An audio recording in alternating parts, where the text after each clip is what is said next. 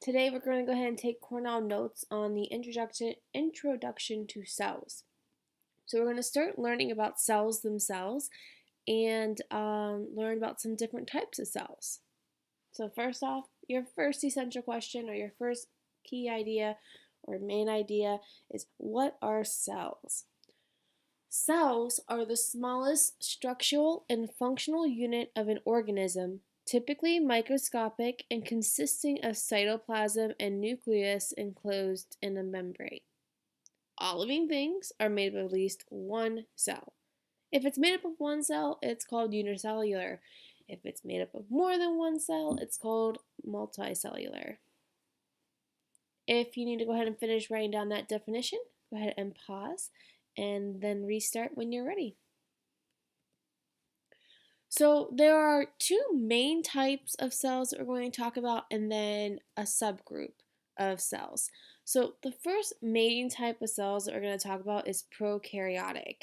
And notice I wrote down the pronunciation of the word. It's prokaryotic. The second one is eukaryotic.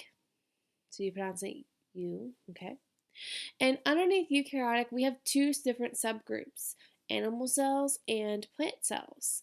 So prokaryotic cells are going to be your unicellular organisms, and eukaryotic cells are going to be cells that make up things with multiple cells, so like animals and plants. And if you need to go ahead and pause, please do so you can write down the information that you need to. Alright, so prokaryotic cells. Prokaryotes are unicellular, meaning they are made of one cell.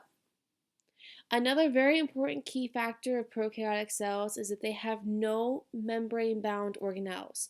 These are the very basic cells. These were around when the Earth was fairly new, when it was formed millions of years ago. These are the first cells, so they don't have any membrane-bound organelles, like the nucleus or Golgi apparatus. None of that stuff inside the cell. These are the first living things on Earth, like I've said. So if you need a moment, go ahead and pause the video so you can go ahead and take note of what prokaryotic cells are. Eukaryotic cells. Eukaryotic cells can be unicellular, but however, they are mostly multicellular or made up of more than one cell.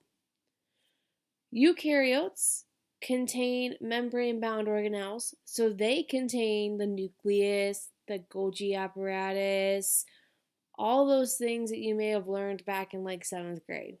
They contain all of those organelles. Eukaryotic cells eventually evolved from prokaryotes. So they were later produced and evolved from prokaryotes. If you need to pause, go ahead and do so, and then start when you're ready. So plant cells are a type of eukaryotic cells. They make up plants.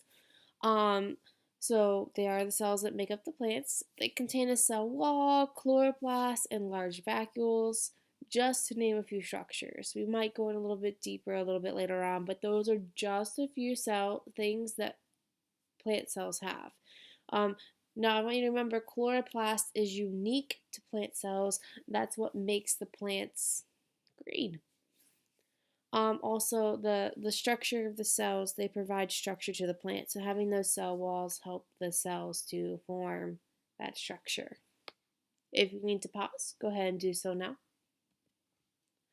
Animal cells. Cells that make up animals, including us. We have no cell walls in our cells. We also have no chloroplasts. We would be green if we do. We have a smaller vacuole, so our cells don't need as much water. And our cells do not provide structure. Our skeletal system does, but our cells do not. Go ahead and pause if you need to.